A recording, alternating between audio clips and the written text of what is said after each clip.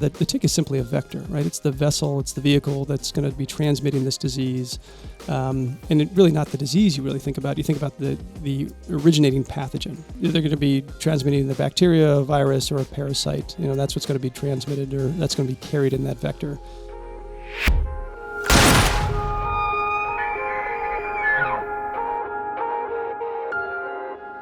All right, everybody, we have one that I know Mark and I have been particularly excited about. Now, excited it's a weird term to use for this because, as you know, you clicked on this episode, you saw the title, it probably had something to do with ticks, and that's not something that you really actually get excited about. The idea of having them little things crawling all over you and potentially biting you, and there's a lot of confusion out there, not even necessarily confusion, but just worry and uncertainty around what could happen if you get bit by a tick, with Lyme's disease, and you've got all this stuff with the Lone Star ticks for, folks in those areas, and you've got the Rocky Mountain spotted fever. I mean, all this stuff out there, it can be a bit freaky. And then the fact that, like, they're hard to tell. You don't really know if you get bit by one. You don't know if they're crawling all over you. A lot of us are going to be out turkey hunting here this spring and doing other stuff where you're going to be literally saddled up into spots that ticks just love. I mean, us and ticks are seeking out the same spots essentially in order to hide from these birds and hopefully shoot one. And then it's, I don't know. We got ticks on the brain right now for sure, just being that we're headed into spring. No, definitely, Jim. I mean, it seems like tick-borne illnesses are on the rise, and definitely something that people really should be cognizant of. Like, if you go outside, this is something you should be paying attention to. Yes, and our guest who's here with us is the guy we found that we feel is just the absolute best go-to in this case. An ER doctor, right? Yes, sir. Yeah. But an enthusiast in ticks and like tick-related illnesses and all this stuff. We got a tick guy, everybody. He's got a passion for it. That's a generous description, I'd say.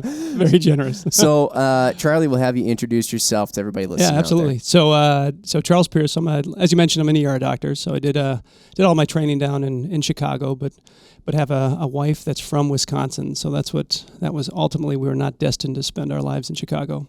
So I moved up here, 6-7 years ago, but been coming to northern Wisconsin for about 20 years, largely driven by meeting her back in college.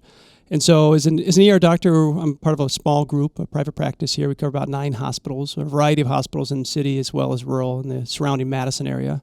I kind of wear a couple different hats beyond ticks in emergency medicine. So I'm a chief medical officer for a hospital system as well. So I do some hospital administration. Recently joined the Navy, in fact. So I'm a Navy reservist, lieutenant commander with the Navy Reserves. That's been kind of maybe a midlife crisis of sorts, but a commitment and service that I wanted to do for probably the last 2 decades. Well, I hear that ER docs always have a lot of spare time, so that makes sense. I was going to say, you have found the way to manufacture time out of thin air, right. I think. That's the secret. That's the next podcast. Right. How did he do it? And I've got 4 kids, and we spend a lot of time in the woods. And so that's really where, interest in tick and tick-borne illness, was born years ago, but really having kids and spending time in the woods and doing, different variety of hunting is really kind of made it something you need to know. And boy, if you practice anywhere in New England or you practice anywhere in the upper Midwest, you got to know something about ticks. Yeah. It's just going to be part of your practice if you're any kind of generalist. So if you're an emergency medicine doc, if you're a family practice doc, really, if you're an infectious disease doc, tick-borne illness is going to be something that's going to be in your lives. And frankly, as you alluded to, with the growing and expansion of tick-borne illness, it's becoming something that's not just exclusive to New England and in the upper Midwest. You're really seeing this kind of all over the country. Mm-hmm. It's true. I feel like, years ago, really not that long ago, you'd be like, that's something that's over there. Yeah. That's Right. those people's problem. Yeah, you go on a hunt out west somewhere, and you'd be like, I don't have to worry about ticks. Yeah. out here. Thank goodness. Now, not so much.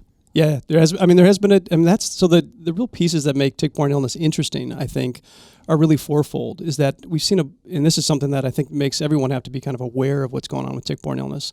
One, we've seen this expansion of where ticks are populating. So if you look at just the data that shows where ticks are inhabiting, they have just grown. And that's part of reforestation products. That's part of a variety of climatic changes so ticks have expanded out into areas that they previously weren't found.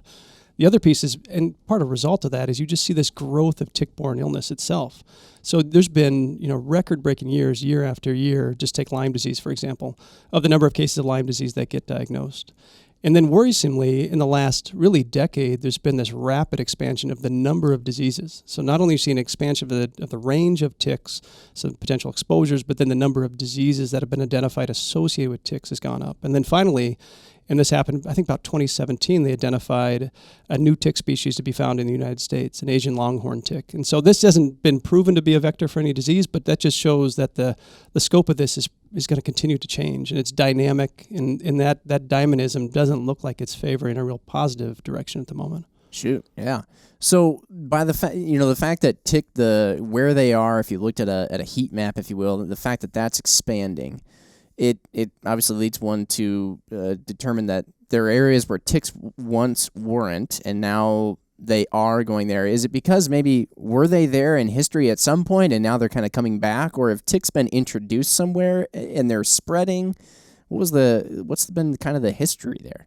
Well, so part of that, I think, is that as you see some climatic changes, so as you see temperature changes, you really kind of expand the ability of ticks to be able to spread. If you think about it theoretically, a lot of what we did as we expanded throughout the United States is as an agrarian society that you didn't have a bunch of deforestation. So you really actually lost quite a bit of habitat for ticks. So, in theory, then you had tick populations that would have dwindled.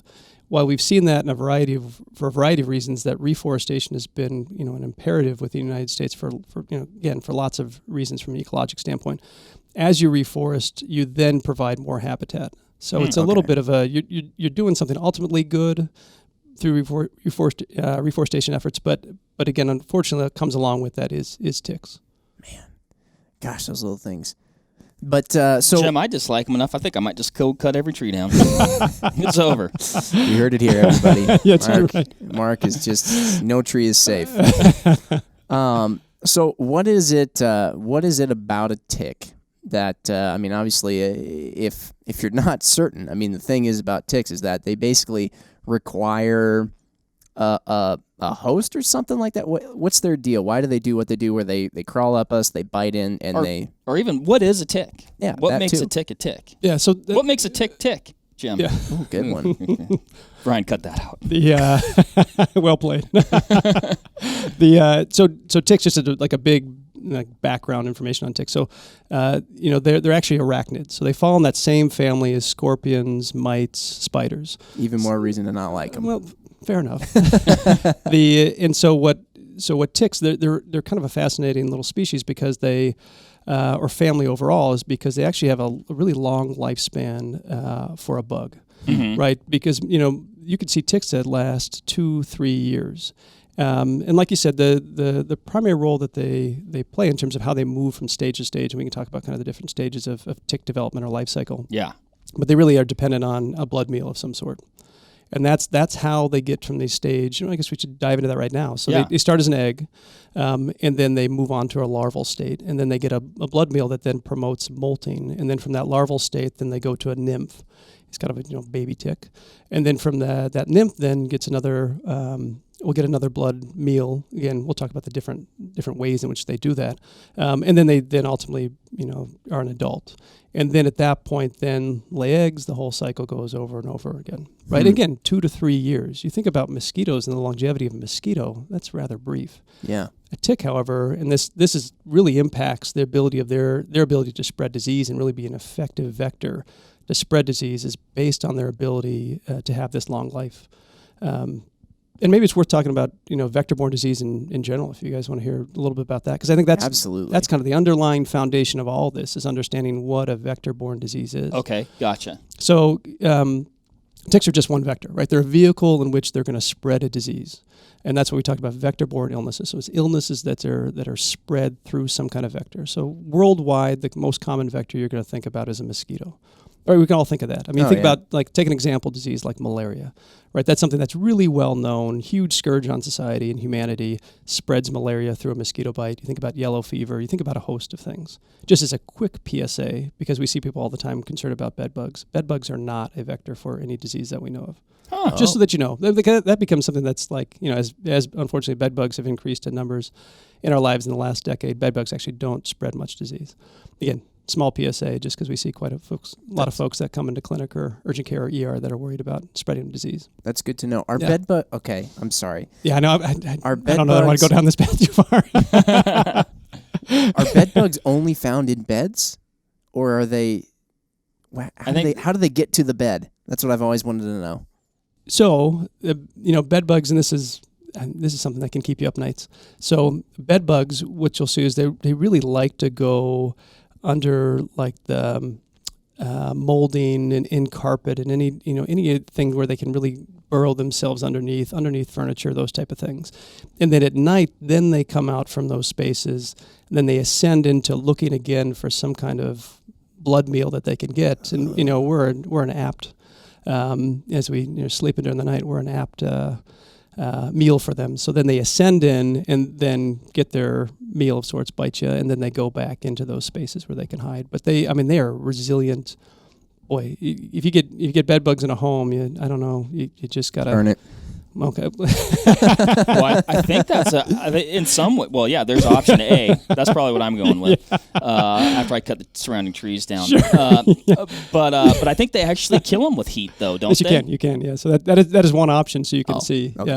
Yeah. But really, you just got to find a way as well to starve them of any kind of meal, and that's what's going to disrupt everything. Got it. All right. What kind of Again, bug sorry, are I they? Total took us- aside. What kind of bug are they? Are they similar? I don't Or- see that. Where do we go to down this path? I don't know much about bed bugs. Okay. You're gonna have to Okay. find a All bed right. bug. You knew guy. enough to give us a little bit Oh, of yeah. like nightmares, but Yeah, exactly. that's good. enough to get a severe case of the Enough to be willies. alarmed. Yeah, that's good. We took us off topic, but vector-borne illnesses. Yeah, so- you'd think of like you were talking about mosquitoes and then these Right. ticks. Mosquitoes, and stuff like ticks. So worldwide, and the burden of disease you get from vector-borne illness is rather significant. And you look at just overall, think about infectious diseases overall in the world, they account for about 17%.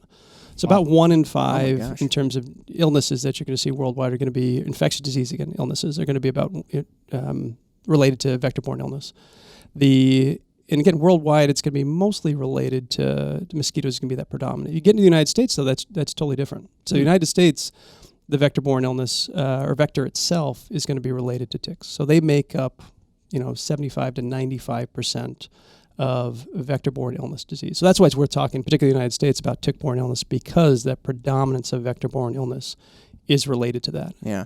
Now, is that because, is the United States unique in that it has more ticks than anywhere else in the world, or does everywhere else in the world have more mosquitoes, or is it the medicine that's different, that we're just not, like, when a mosquito bites us, it might have something in it, but we don't really get it?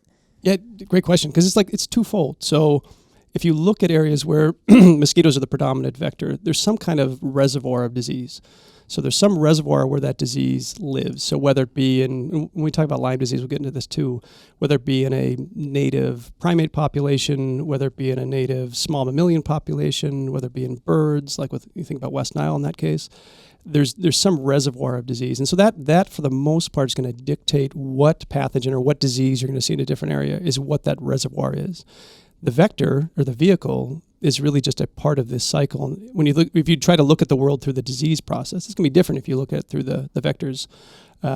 You look through their eyes, but they're there just to spread that disease from one host potentially to another, and they have kind of commingling life cycles together. Okay. Okay. Got it. Gotcha. Because the tick isn't like, I'd assume, well, maybe not, but like it's not like born with Lyme or this thing. It's picking it up somewhere. Yeah, that's a great question. Yeah, no, so it's acquired. You're exactly right. There are some pathogens where they are transmitted from generation to generation within take insects, for instance. But for when you talked about vector-borne disease, it's really going to be there's some reservoir in which they pick it up at some point in their life cycle. So go back to malaria for a second. So malaria, it's thought that humans are really the big reservoir of malaria. Oh, wow. So that malarial parasite then will rapidly spread, and within a human's host, you get bit by a mosquito that then gets passed from that human host to another. So that mosquito is really that vector. So yellow fever is another example. that's one where it's a primate, so that it lives in a primate population. It's really not harmful to that particular reservoir population. They have some kind of a symbiotic relationship, or at least they've got a, kind of a mutual stand down. And then that disease then gets picked up by this vector and then spread to another disease. And that's how, when you think about COVID, that's a zoonotic disease. So it's a disease, again, spread. The idea behind zoonotic disease is spread from some kind of other population or animal population into humans. And so that's, they still don't well understood, not worth diving into, but the origins of COVID, but thought to be that this was a zoonotic disease that was spread in some way, not considering there was a vector, but a direct spread from one to the other. Gotcha. Very interesting. My gosh, diseases. Yeah, infectious disease is fascinating. Very fascinating. It's part of the reason why you were so busy for the last year. Yes, sir. Yeah. So, all right. So that's kind of the nature of these vector-borne illnesses that ticks are a part of. And, obviously, like you said, we have so many of them here in the U.S. Now, you were bringing up the fact that the reason ticks need this blood meal is part of these different stages that they go through. Are you getting, I guess I'm curious, one, like how is an egg / a nymph or whatever the, or larva? Larva, yeah. How is the egg or the larva getting that? I'm wondering. And then I'm also wondering, then once you get to the baby tick sort of, is that then the only kind of tick that bites, or do adult ticks still bite? That's kind of like a bunch of questions for you. Right. So certainly it's not the egg that's doing the biting, right? So they develop into that larval stage. And that if let's just zoom over to like Lyme disease for a moment.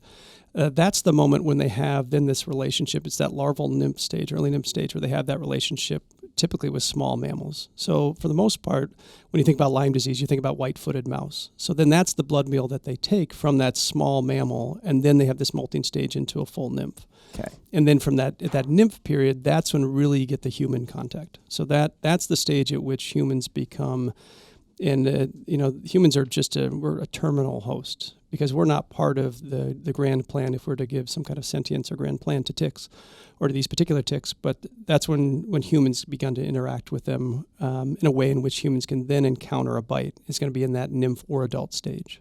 Gotcha. Okay. Got it. Gotcha. Why would an adult bite if it doesn't have like another level it can go to? Is it biting to then feed eggs? Reproduction, yeah. Got it. So that's going to be the biggest. So you can see those those just kind of massively engorged ticks that you'll pull off your dog, and you think about that, they're really driven towards that reproductive stage. Okay. What now are they? Let's say, like I said, you get one of those just grape-like ticks, right? Like it's fully engaged in the host, Jim.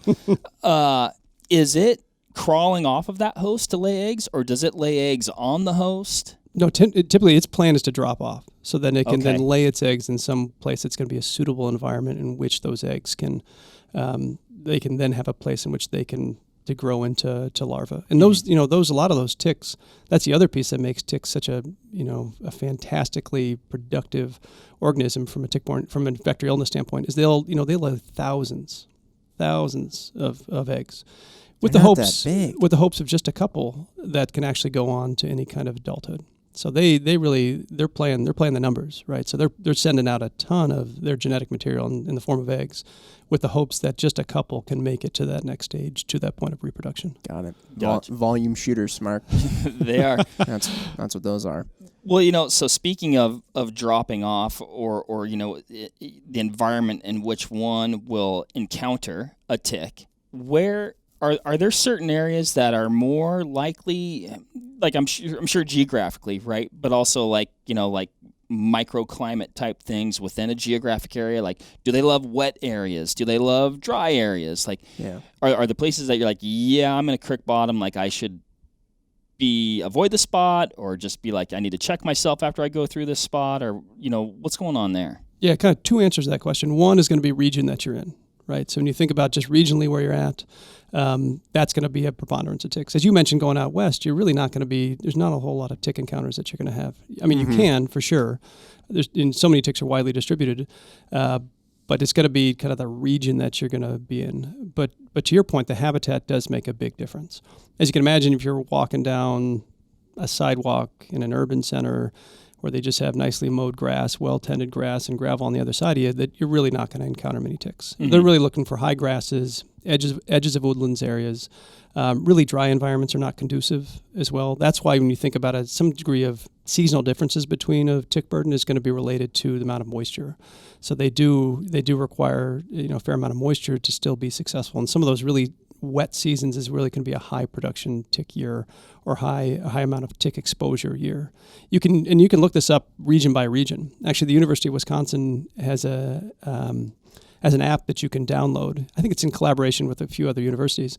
An app you can download and you can put in your zip code, and it can tell you whether there's a low, medium, or high risk of tick exposure based on what they're seeing. Oh. So you get this kind of flag system that'll say, and then it'll tell you what kind of tick that they're seeing a predominance of. So for instance, if you look at Iowa County, Dane County, kind of right in the neighborhood we are right now, you can see that there's kind of a moderate level of Ixodes scapularis, which is the deer tick. So you can see that that's actually a tick population that they're seeing on the rise this year. So that's another way from a prevention and knowledge standpoint. You could say, boy, this is not a place I'm familiar with. You can bone up on what kind of ticks are here. And then, in those states that are participating, you can see then when tick levels are particularly high. It's like the fire danger meter for ticks. ticks. Fair enough. It is, fair enough. Yeah. Do they have a nice bear mascot for it too? Or? I didn't see. I saw a little tick on there. Oh, yeah. Yeah. I just know. I mean, not nearly as friendly. I can think of a few spots that I've been. Case in point, I was hunting turkeys in Nebraska with a buddy of mine, and we spotted these two gobblers, and we're like, let's go after them. And we crossed kind of through this, it was just kind of wet, and I walked probably 20 yards, Jim, and I looked down, and my pant legs are absolutely covered in ticks. And the density of ticks was so great, I could look down on the vegetation and see them everywhere. Needless to say, we did not continue pursuing those birds. Maybe other people are like, yeah, I'm still going to go after them. We weren't going to go after them. We went back to the pickup. I stripped down on the dirt road, threw my clothes in the bed of the pickup. But that was a case where I'm like, there's a lot more ticks here than anywhere else I've been in the last couple days. And that's kind of, I was like, well, what's the why behind that? It sounds like moisture maybe. Or... Yeah, you're totally right. You can see these clusters, and the CDC has a particular interest in those, and even regional. Especially when you look at academics, those centers will have some degree of reporting, or some health departments will have reporting where they're saying, boy, are you seeing dense clusters of ticks in areas? And so they want to know about that, because that is part of just them studying and understanding and looking at risk and looking at tick burden in different areas. I mean, to give an example, there's they saw this, again, to get well ahead of myself, they saw this outbreak of Rocky Mountain spotted fever. This is a few years back in eastern Arizona, and they said it's overwhelmingly higher numbers than you'd ever expect. And so they sent some epidemiologists from the CDC down, and then local public health came, and it was in part on a reservation down there. And they came and they found these huge densities of a particular tick, Rhizocephalus sanguine. They found these huge densities of tick, and they were particularly just matted all over animals. So they had a big dog population down there and a feral dog population, and they found these dogs just matted with them. And then there's this dog-human interaction, and they found that this was just this kind of hot spot for this particular tick, and this particular tick was was carrying Rocky Mountain spotted fever, and then giving it to, essentially, not deliberately, but giving it to humans then. And so they see these disease clusters that really were something that warranted explanation. And so instead of seeing, they didn't start at the huge tick density and then moved up. They went from disease density and moved down and found that this tick density was really at the cause of it. And so then you can institute a lot of public health measures to try to mitigate that, to try to make things better. Gotcha. Very interesting. I know spring bear hunting, like in Montana, Idaho, lots of ticks. I could see that for sure. Yeah. And so, like you were talking about there too, and in mentioning how it's kind of a two-part answer, you sort of alluded to as well, like these edges of woodlands or these tall grasses and stuff like that. I know we were just in the other day. My wife and I were walking through where there wasn't any tall grass, but there was a lot. It was like dense woods, and we came out just covered in ticks that day too, and. But I can't remember like what around it might have been. I know all the snow had just melted, so it was really wet. But yeah, does that seem to make sense? Does that seem to jive with like just anytime you're in big woods, thick woods, or thick grass? That's how they use the topography or whatever to jump onto you, right? Yep. And think about it, kind of flip it around for a second and say, well, what is that tick then, as we talked about a minute ago, what is that tick's host, right? Where does it get its meals? So that's going to be, you can say, boy, where's the tick hang out? Well, the tick's going to hang out where it can eat. So if it's, you can say, just kind of back derive it and say, well, small mammals, where do small mammals hang out? Ticks are they're going to find their way there. That's an interesting way to look at it. Where do high school kids hang out? McDonald's or Five Guys or something, right? That's where you're going to find, what's that age-old thing? Why do you rob banks? Well, that's where the money is. Oh. Right. So where do you find ticks? That's where the meal is. So if they can have that ability, or they're going to be populated in those abilities where they can get a meal. Or they can be successful in the way that ticks want to be successful. That makes sense. How are they sensing that host? Like, a person walks by, a deer walks by. Yeah. How are they like, it's not just the wind blowing, like I'm jumping on. Yeah. So ticks are, they're just kind of super fascinating in this regard, almost in the regard that anything where they really take a deep dive and start understanding how they work. So they actually have the ability to have thermal detection. So they can get some sense of thermal detection, so they can get heat signatures of some sort that then can give them an indication of when there's something passing by. Akin to mosquitoes, they also have some degree of chemical reception where they can detect carbon dioxide. So oh wow, you've got mammals that are around producing carbon dioxide, and so those two things you're looking for, really from a thermal standpoint and from a carbon dioxide standpoint. Those are the two things that give them a sense of there is a host. They're not shot in any meaningful way or cognizant of the fact that there's a wonderful looking white-footed mouse, I'm going to go hop on that individual. Yeah. Really, they're going to do it from these other signatures that are innate within them. Gotcha. And the other thing worth mentioning too is it's fascinating to think, okay, you've got this teeny little tick that's millimeters big. How is it figuring out a way in which it can, just by you're saying you walk through and you brush along something that it can find a way to attach to you. And that's this process called questing. So these ticks will climb up, long, usually grass, right to the end of a tall grass. And this is if you really want to be creeped out, watch one of these videos. And there's some little cuteness to it, but mostly it's just gross.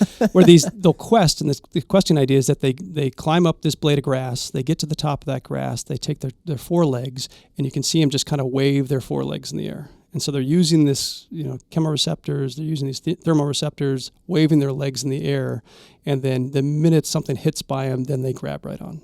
Right, kind of indifferent to what it is, but as long as it's something that meets kind of the criteria that they're looking for, they'll grab right on. And again, watching these little videos, as you can see, are perhaps worth your while, perhaps not.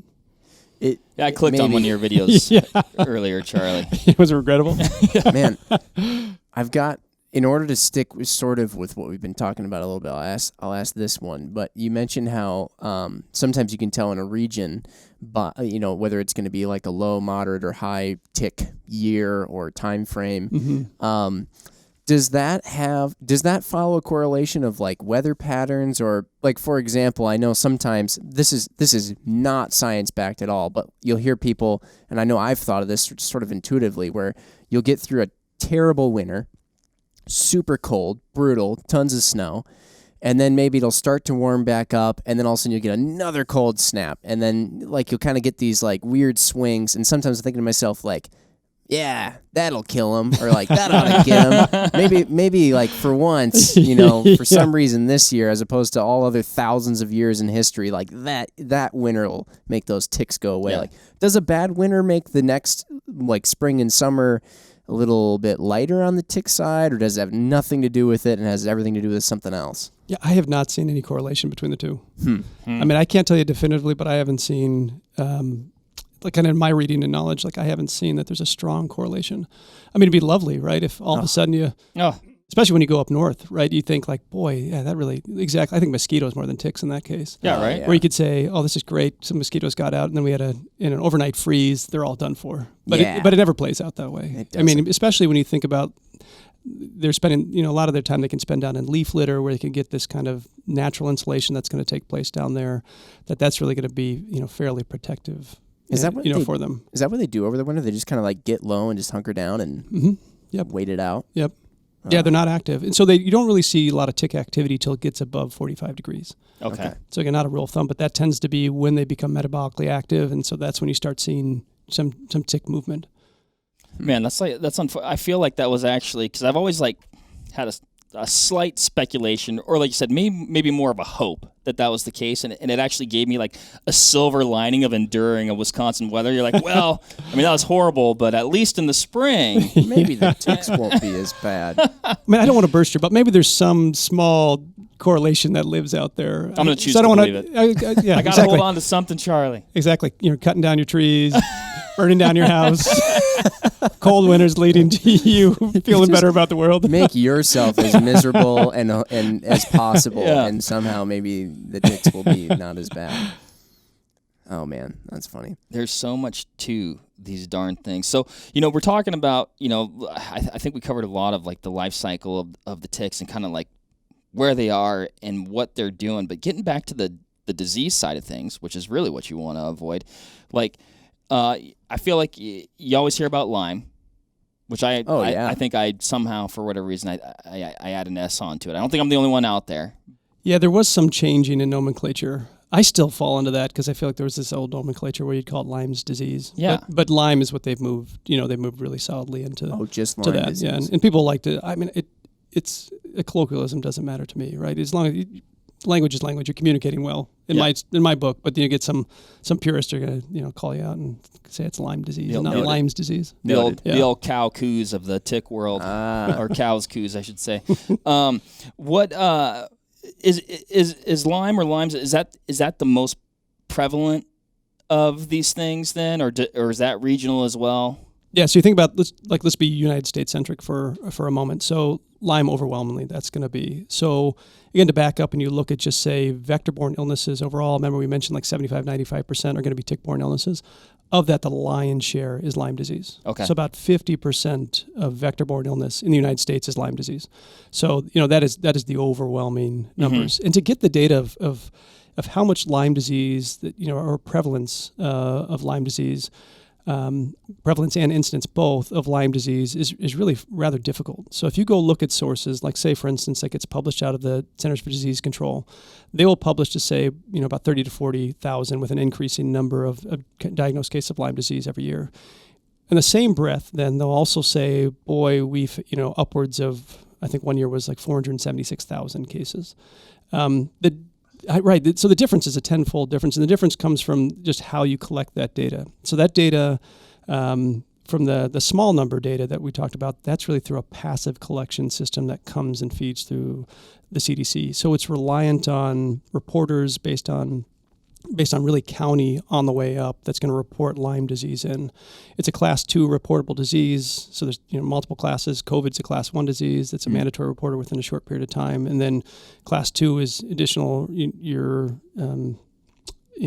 that needs to be reported up the chain to health departments as well as gets fed into the CDC. So it's a class 2 that falls into that category, as well as some like sexually transmitted diseases are in that same category. And so this passive collection of data then leads to what people think is really an underestimate amount of Lyme disease that we're actually seeing. And the reason they come up with this 476,000 cases, they go through look at insurance data. And so they pull insurance data, and from that insurance data, you can see that how many times a person was clinically diagnosed. So they use diagnostic codes then within this insurance data, then aggregate it, and then produce a number. So that's why there's this big number. And so when you look at it, you say, well, what is the real number that comes out of it? That insurance data has its own validity, but this other reportable disease has its, the reportable passive disease burden has its own. But we know overall, despite that, despite this, rather marked difference in terms of numbers, it's still the overwhelming disease that you're going to see. Mm-hmm. Okay.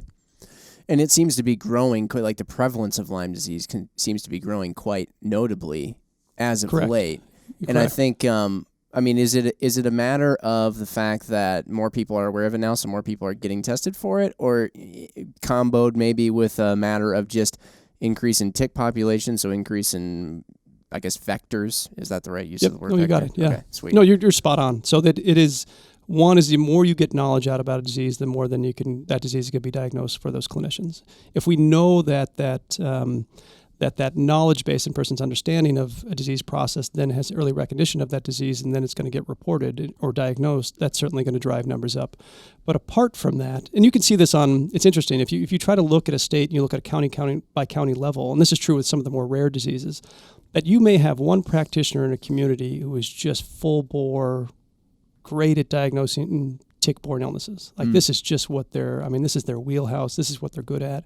Again, you do see this in real data, that you could have one county next to another county where the diagnostic ratio of, say, Lyme disease, but again, more common with some less common diseases, is markedly different. And it's not like, so take the counties that we're in right now, like Dane County and Iowa County. It's not like the ticks are respecting the border between the two. Right? It's not like the bacteria or parasite or virus or whatever it is in the case is respecting this artificial border that we put up. It's born of other human factors that really drive it. Got it. But so that is definitely part of it, is that getting that knowledge out and making those diagnosis of Lyme disease. Then the second piece, as we mentioned very early on, and that's just the expansion of tick populations. Yeah. So that expansion of tick populations, that larger amount of tick populations, and then the more we as people get out into the woods and get into tick environments. Yeah, right. well, They view it as their environment. We view it as ours. And so when we go into their neck of the woods, then there's that potential exposure. This year, especially, everybody's going to be trying to get outside as much as they possibly can. So I imagine you're going to see that as well. No, I think you're exactly right. Yeah, we've seen a lot of participation increase, in outdoor activities as of late. And turkey hunting, I think, is just going to be, it seems like it's already just off the charts, and how many tags are getting licenses and permits and all that are getting bought up. Oh, I couldn't get in. I tried. Man. I was sitting there at 10 minutes till 10 on the Wisconsin DNR site, and I think I got on the list for 2021. Yeah, but didn't get anything. Yeah. Again, we're trying to look at northern Wisconsin, and I think I was on a list of 1,000. Is what it tells you what you're on the list, and I was. Those counties are tough. I was pretty deep. Yeah. Man. Yeah, they are. So with Lyme disease, I guess obviously this is one of those things that you're thinking about. You get ticks on you. What is, I guess the first thing we should talk about is maybe what's so bad about it. Like, what is Lyme disease? Okay. Yeah. Like, what are the symptoms? How serious is it? Is it something that comes and then goes after a while, or is it something you're stuck with forever? Yeah. Do you ever get rid of it if you're treated? Yeah. Yeah. Great questions. It's interesting just to back up for a second to look at like, what's the origin of Lyme disease, right? I think a lot of people know this. And origin is a funny word because it's really like, when did we as humans discover it and give it a name? Yeah. So what they saw back in the late 70s in Lyme, Connecticut, so name of the town, they saw this really abundance of cases of kids getting diagnosed with arthritis. So they then, from an epidemiologic standpoint, they said, boy, this is unusual. Why are we seeing so many kids getting diagnosed with juvenile rheumatoid arthritis? So a whole lot of disease process. It's rather rare in populations. They're saying, boy, this is a strange cluster. And so from that, then they kind of dug in, and then that bore out the diagnosis of a Lyme arthritis. And then from there is an understanding of Lyme disease in total. And Lyme disease, the tick itself is Ixodes scapularis, or the deer tick, or black-legged tick. Those are the other names that it carries. So remember that the tick is simply a vector, right? It's the vessel, it's the vehicle that's going to be transmitting this disease. And it really not the disease you really think about. You think about the originating pathogen, right? Yeah. They're going to be carrying either a bacteria. We go back up for like a big second. They're going to be transmitting the bacteria, a virus, or a parasite. That's what's going to be transmitted, or that's going to be carried in that vector. And so for the case of Lyme disease, it's a bacteria. So it's a spirochete. Borrelia is the name of it, or Burgdorferi, Borrelia. So that's the bacteria. That's a little spirochete that's found. And so from that particular pathogen, or from that particular bacteria, that then bears out what we call Lyme disease. So the disease itself is transmitted by the tick, but is caused by a spirochete or bacteria. Right. So so I can clarify for myself even. So that, those are the pieces to understand along that whole chain of pathway. Sure. And that's what they're picking up from some receptacle, like you mentioned before.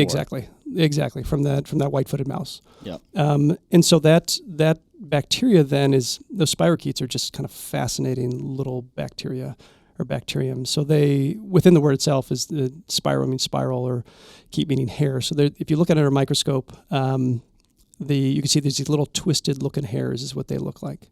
And these spirochetes, in this case Borrelia, once it gets into your system, then it can manifest in a variety of different ways. So Lyme disease, it can really, because this bacteria can move throughout different organ systems of your body, can look very different at not only different stages of disease, but affecting different individuals in different capacities. I imagine that's part of the challenge of diagnosing it, is it kind of manifests in all these different ways. So you try to put your finger on it, and you're like, well, it could be this or it could be that. Right, you're exactly right. I mean, there can be a diagnostic challenge with it. Totally, to go back to that epidemiologic data to say, boy, why is there such a preponderance of being diagnosed in one county versus the other? And it could be that diagnostician or that clinician is just readily able to recognize the patterns within Lyme disease that's then deriving out this more numbers or more cases. Well, I know, getting back to like the arthritis side of things. So I was diagnosed with Lyme's several years ago, and I actually think, several years after contracting, I can kind of go back in my memory banks and go back to a time when I was like super sick for like 4 days. Like I literally went from like, at least this is when I think I had it. I was super sick, and I basically went from my bed, and I'd get to the tub, and I'd sit in the bath for like an hour, and I'd go back to the bed. I did that for like 4 days straight. It's like terrible. And then kind of progressively came out of it, but several years later, I was like, I'd sit down on the floor and I'd be like, I'd get up. I was like, felt like I was a 100-year-old man. And I finally went to the doc. I'm like, hey, doc, I know I'm like, getting older, but I think I was still in my early 30s at the time. I'm like, I feel like I'm 100 years old when I'm getting off the ground. Like, my joints hurt. And he's like, well, what do you do? And I'm like, I hunt and fish a lot. She's like, we should do a Lyme's check. And what he said, he's like, they're like, call me up. They're like, you tested positive, but it was kind of like, it wasn't like just like a super hard positive. It's like, we can tell you had Lyme or that you have it or had it or whatever, but we can't tell when you got it. And I thought that was kind of an interesting thing. You're highlighting a bunch of really interesting parts of Lyme disease and everything you just said. So you're totally right. And just to capture each one of those little points. So from the first standpoint, you're really describing well kind of different stages of what can be Lyme disease. So there's early localized disease. So that's that classic thing that you think about the rash, right? You think about the bullseye rash. I think if people know anything about Lyme disease other than related to ticks, they'll think of that bullseye rash. That'll be the thing that they'll be considering. And just to back into that rash for a second, it's called erythema migrans. And what that rash actually represents is that it's a local spirochetemia. So those are those spirochetes that are kind of flooding out. Just imagine them kind of a battalion of them that are growing in number and flooding away. And the problem is that I'm imagining. I'm sorry. Well, just don't imagine on yourself. So it's spreading out. And so then as it centrally clears, so that redness will clear on the inner port, and that outer ring then gives that bullseye shape. About 80% of people with Lyme disease will present with that rash. But so that, when you focus on that way, you say, well, okay, a vast majority of people are going to have that rash. Boy, that makes it easy enough to diagnose. But boy, that rash doesn't really cause all these symptoms. So you don't have a whole lot of symptoms with the rash other than the presentation of the rash, other than its existence. So in and of itself, that 80% you may totally discount it. Or it could be in a region of your body that you just don't look at or don't notice, and that rash could be something that you don't even really appreciate. And that's part of the education getting out there, and from a population standpoint, as well as from a physician or health system standpoint, is that recognition of understanding of what is Lyme. You can better recognize that particular rash. So that's that early stage you can see of Lyme disease. With that, as you may have had, and again trying to go backwards diagnostically, you can certainly get kind of a viral syndrome. Right, that's a term I think we're all hearing within this last year. So this viral syndrome, you just kind of feel malaised, achy, may have a low-grade temp, may have a frank fever, but it can be nonspecific. So you may be in the midst of flu season, or better yet, it could be spring where you're more apt to get exposed to Lyme disease, to the Borrelia, to that bacteria. You may get exposed to it. You may get these viral-like syndrome and just not think anything of it. You think, boy, I just you move through it, exactly, and you pass through, and you really just don't present any other kind of symptoms. So that really can be insidious then. So it can be hard to capture within that period of time. So again, that's early localized disease. So the first stage, that's like days 3 to day 30 in when your person's going to present with those kind of symptoms. And then the next stage is going to be what we call early disseminated. So disseminated just means widespread. So it gets spread out of your body. So early disseminated disease means, boy, it's moved from just that, that's those spirochetes that you see kind of mounting a reaction to your skin that you're seeing with that erythema migrans or that bullseye rash. And then early disseminated, you're really going to start manifesting other symptoms. So these are the times when you start worrying about really severe disease processes that people can have. And when you think about Lyme's being potentially life-threatening, that's within that period of time. That's going to be weeks to months. So a person can not thinking anything about a rash, or maybe they felt a little achy, but then weeks to months later, they start having either neurologic symptoms, so central nervous system symptoms or peripheral nervous system symptoms, or start even having cardiac symptoms or heart symptoms. And so that's contained kind of within that stage. And then as you spoke to in your own personal experience, again, trying not, you knew we know the diagnosis, we got to the endpoint. So that's the late disease that you can see. That's when you start seeing the more arthritis. So you start seeing that Lyme arthritis. You can just kind of this roving arthritis from joint to joint, and that can have a whole lot of kind of hard to pin down symptoms. And so that can be that's where you can have this diagnostic challenge. And so you can say, how do we get to this diagnosis at that point? And it's really, part of it's going to be knowledge and having a good clinician like you had that said, boy, I think this is what's going on with the otherwise healthy person who's developing arthritis-like symptoms. This is what kind of fits, that particular picture.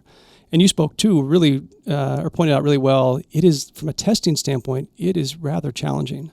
So we get a little bit of the weeds on this one, but when you go in and say, boy, I'd like to be tested for Lyme disease. And that's a little challenging. When you look at these recommendations that come out of the CDC and what's called the IDSA, which is the Infectious Disease Society of America, they provide some guidance to say how best to test people. And really, if you have a strong clinical diagnosis of Lyme disease, like a person presents with the bullseye rash or had a clear tick and then subsequent symptoms, that's pretty straightforward. They don't even recommend sending testing at that point. That person's just to be treated.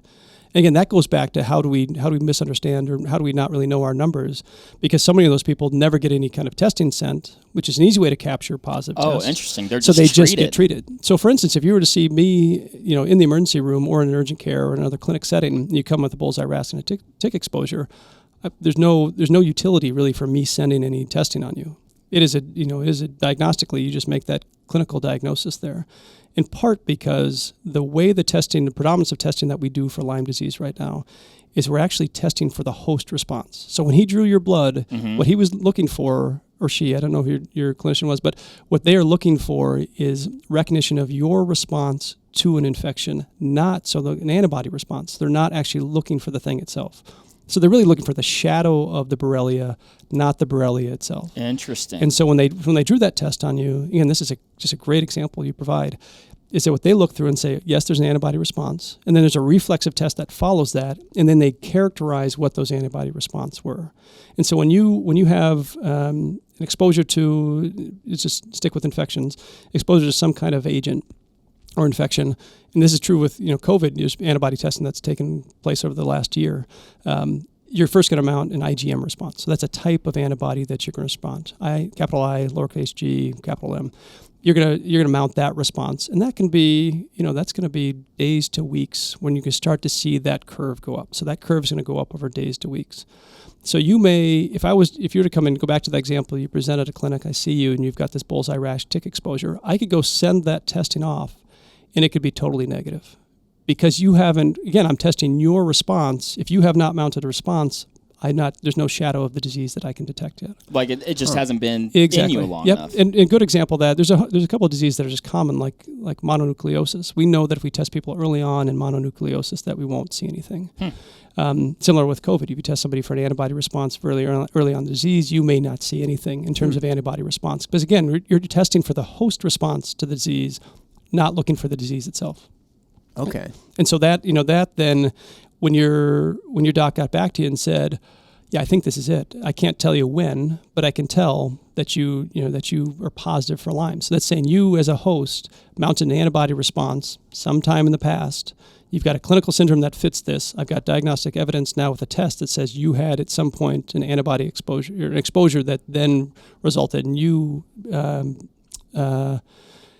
creating antibodies against Borrelia. And then again, it gets a little sticky in terms of how kind of the ratio you can get of IgM to IgG, the ratio of these two different antibodies, that can give you a little more information. But yeah, that's a great example. And that's also what's problematic with the person could say, they come in with, someone has, say, vague symptoms that don't really fit, and there's other diagnoses that could meet, and you get a Lyme test, and they live in an endemic area where there's a ton of, deer ticks, and there's a ton of Borrelia already in your area, and they come back and their antibody test is positive, and they come to the conclusion that that was Lyme that was causing that, you've got to really kind of pull that apart to understand, boy, did I just conclude falsely that, yeah, you were exposed at some point in the past to Borrelia, but in fact, what's going on right now has nothing to do, right? True, and unrelated. So there's you did have a prior exposure, but right now what's going on with you is vastly different than and so that becomes this kind of, the interesting challenge of trying to diagnose somebody, particularly when you think about late in that course of Lyme disease.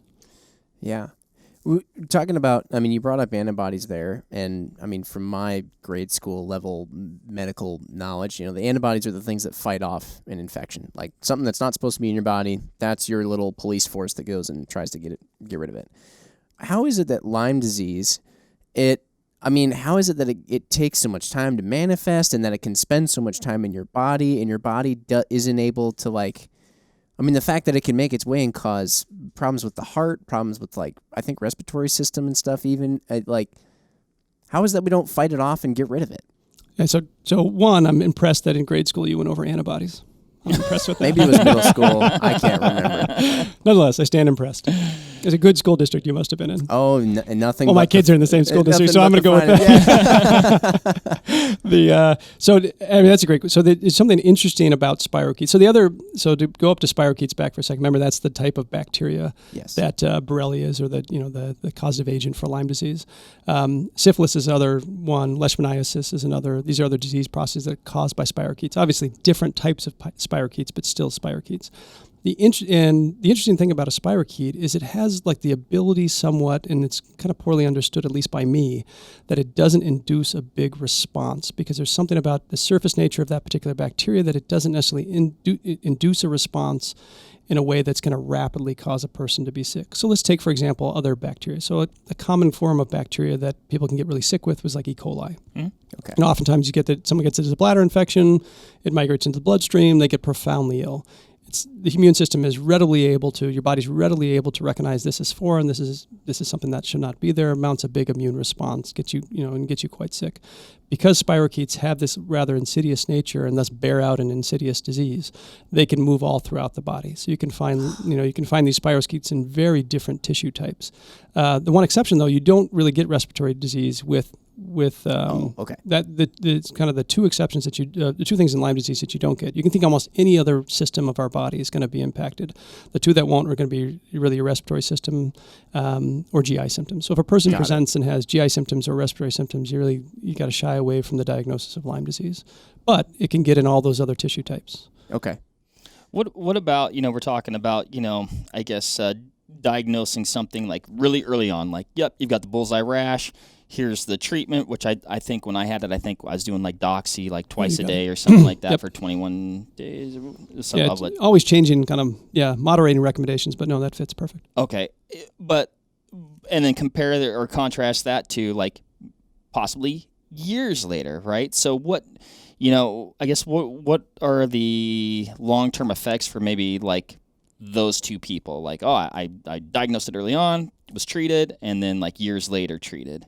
Right. That's a really good question. So if you end up with kind of a Lyme's arthritis that happens in rather chronic states over a long period of time, you can see degenerative disease. So you can see it can cause really long-term implications for a person's joints. That's certainly the case. This is actually, you kind of walked us into a rather kind of, I'd say controversial is maybe a way to put it, that there's a little bit of a disagreement between patient advocacy groups and some of these big organizations like the Infectious Disease Society of America. There's a patient advocacy and then a host of clinicians within that group that will account for something they call chronic Lyme disease. And this is the idea that a person really has this long-term, despite treatment, they just have persistent amount of the spirochetes that have found their way to just need ongoing suppressive therapy with antibiotics. On the other side of that, take for instance that infectious disease community will say, no, that's not the case. If a person's adequately treated, we don't have any data or objective data at least that person's going to have any long-term effect other than the arthritides we talked about. But they do talk about this idea that you can have kind of a post-Lyme disease syndrome. So if you get adequately treated, and then 6 months later, after 6 months, you still have persistent symptoms, again, more subjective symptoms, they say that that's something that's kind of a syndrome that follows it. So not really, they don't fit it into the same disease state. So that it's hard to. It's hard to figure. These people are clearly experiencing something when they say that, they're worried about chronic Lyme disease. They're clearly having it's altered their life in some ways, and so there's just that dispute between these two factions, is a poor way to put it, but these two groups of saying, boy, this group over here is saying it's not, chronic Lyme disease is not the persistence of spirochetes. You shouldn't be using ongoing antibiotics. Where this group is saying, yes, it is a persistence of spirochetes. Yes, you should be using antibiotics. Gotcha. It's like an overinflated answer to your question, but kind of no, it's just into this one, other no piece. less, Yeah. That's what I mean, and that you totally answered it, because I was like, well, then do you treat that person again? And it sounds like that would, well, depending on, I guess, right. where you think about it or whatever, or how kind you of where think you about fall. it, where you fall. Yeah. Maybe yes, maybe no. But How is it when you brought up the fact that it can affect other, like basically everything besides the respiratory and the GI tract, the heart and some of that stuff that is actually life threatening about Lyme. Yeah. Like how is that? Like, what would it do? And is that only if left untreated then for a long period of time, that it would just diminish its host into eventually a life-threatening situation? Or is it that, I don't really even know how to ask that question. No, it's a good one. What the hell is it doing to you? Exactly. Yeah. So if you think from a heart standpoint, and I'm going to contradict myself for a moment. Remember when I said the reason these spirochetes can be insidious is because they don't amount much of a response. So that's true to a point. So once there becomes a burden of the spirochetes, then they start inducing a response.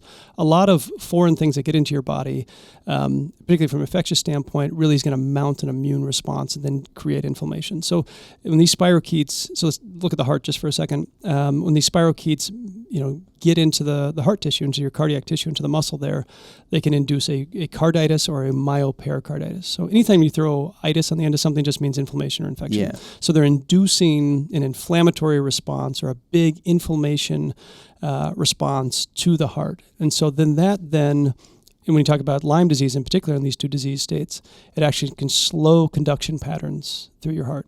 So when you think about the heart, in at least my simple emergency medicine view of the heart, not a cardiologist, I say it's like a house. So you got kind of three big components of a house. You're going to have a structural component, that's usually the valves, the walls of the heart. You're going to have an electrical component, so that's really the impulses that get sent through the heart. And then you're going to have like plumbing. And the plumbing is going to be really just, when you think about a heart attack, those are the blood vessels that then supply, that they're going to be supplying blood and thus oxygen and other nutrients to the heart. So three basic components. So when you get this Lyme pericarditis, it comes in, causes a ton of inflammatory response to the heart, and these carditis, myocarditis, or myopericarditis. And then that results in some slowing of the electrical the movement of electricity through your heart. So that conduction, you have this conduction delay. And so what you can see with this conduction delay, instead of your typical like lub-dub, lub-dub, lub-dub, you get this slow of impulse. So you get this, as that impulse is slow, your heart rate can slow down. So that becomes what you call a heart block. And so Lyme will induce this heart block and put a person into a potentially terminal slow heart rate.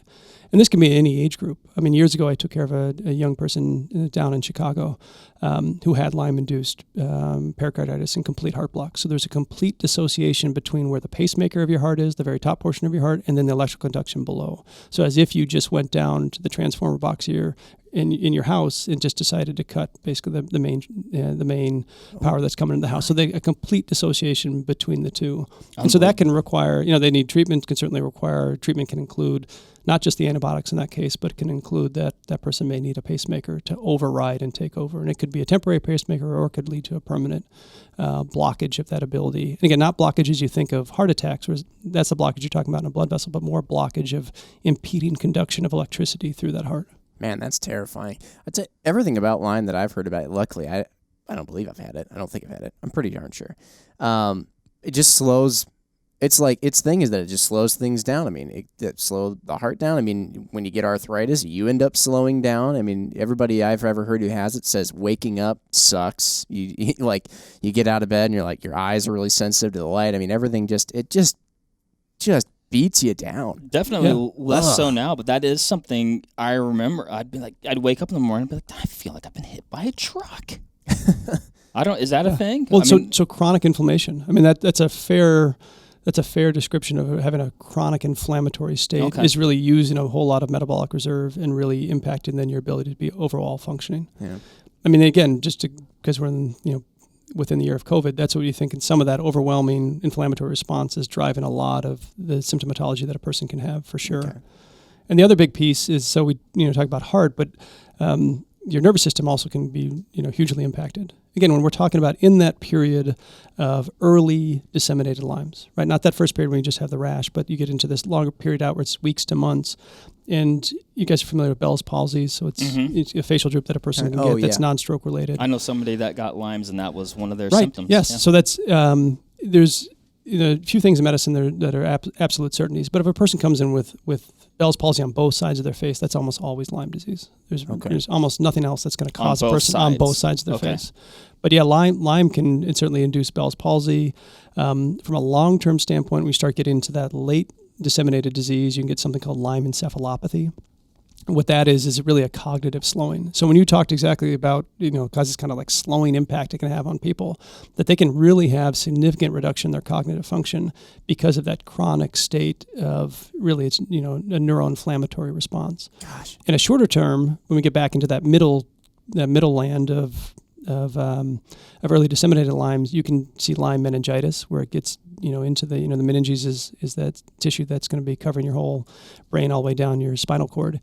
You can get then that can become inflamed and can lead to headaches, pain, and so forth. And so that can be a whole other component in terms of the neuro aspects of Lyme. And in fact, Lyme, and that's what makes Lyme kind of an interesting disease, is it can have really a really impressive array of neurologic symptoms that a person can come in with, from a sensory change standpoint, from a motor standpoint, as well as just a general how you feel. It's brutal. And everything about it, too, I mean, it's just so, it's like we've said, it's so incognito. I mean, even back all the way to the ticks, when I know you mentioned, and we kind of got a bit of a write-up or a prep sheet from you, and even just when the tick bites into you, it's saliva prevents your body from even knowing that the tick bit into you, feeling that bite or whatever, kind of like mosquitoes do, I know, too. And it's like, everything about it is just undercover. They're crafty. It's like the CIA of operative of diseases or whatever. It's unreal. Well, think about the ticks. So as they evolved, think about what their goal is. So they're not a mosquito where they land on you, bite you quick, and get away. Right? Sure. What they're doing is the way they've evolved is they want to have a period of attachment to get their blood meal. Yeah. So they have to do this. So if they were to come in and bite you, and that was going to be something that you quickly recognized, ouch. you as a human, or we're not because we're not really a part of their whole evolutionary cycle. We're just a happenstance. If you exactly ouch, you flick it off, and then it's going to be something that's not going to get what it's looking for. So yeah, they've got in their salivary glands, they got this cocktail of proteins that can one can be an immunosuppressant, so suppress the immune system so you don't get a big response immediately. Two, an anticoagulant, so something that's going to thin the blood, because otherwise they try to have that meal of blood and it's going to start clotting on them, but they don't want it to clot, so they actually have a little anticoagulant in there. And so that that kind of slurry of things can come in that then allows them, and then a little anesthetic, so that you don't feel it either, and so they can get to that goal of being attached to their host for 2-3 days, so they can really get a robust meal from you. Oh my! A lot of those things that they're doing, they actually sound like things that we do in medicine for positive reasons. Is there anything that we've actually learned from ticks? Like, oh, that's a good idea. We should do that too. It's a great, because you're exactly right. So there are blood pressure medications like ACE inhibitors, a type of blood pressure medication that's really derivative of venom. So it's a pit viper venom that they took, and they found that they had something that could block a receptor that, in the case of the snake, it was causing profound hypotension, so dropping somebody's blood pressure profoundly in a way that's attempting to really subdue that individual or organism, I should say. So yeah, we took that knowledge, and you can also think there's other ways in which we, especially in surgery, where you try to induce paralysis for somebody. That really goes back and is almost entirely derivative of dart frogs and the neurotoxin that comes out of those dart frogs. So you're totally right. There's a whole ecobiological therapeutics that comes out where people go out and they collect all different kinds of animal species and then take those and have a mimicry of try to learn from that.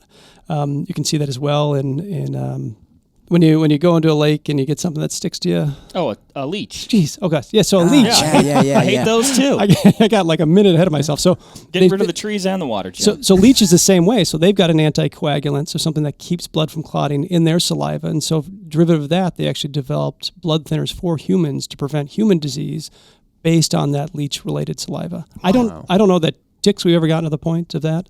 Yeah. But again, they include very much the same things. There's an anesthetic within there. There's an immunosuppressant, so an anti-inflammatory.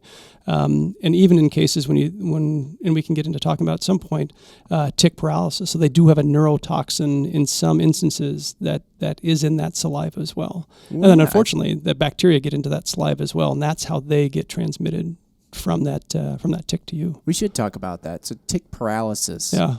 That actually is a result of the tick and not so much whatever it might have been carrying, like like Lyme disease or something, right? Yep, exactly right. So yeah, you're totally right. So Even a tick that wasn't carrying Lyme could give you tick paralysis? Correct. Okay. Yeah, so that is not that the tick is not a vector in that particular instance. They just happen to have this neurotoxin within their saliva, and it's so sporadic in which it occurs, and it's kind of fascinating in a scary way that you guys ever watch House? I'm probably dating myself. Do you remember that show back in the day? It was on, yeah. Kind of I've seen it. So there was a case they had with this woman had this ascending paralysis. So you start losing function in your lower extremities on your way up to the point that you then, as you get paralyzed from your toes all the way up, then you get to the point that you get paralysis if your diaphragm can't breathe and can thus be fatal.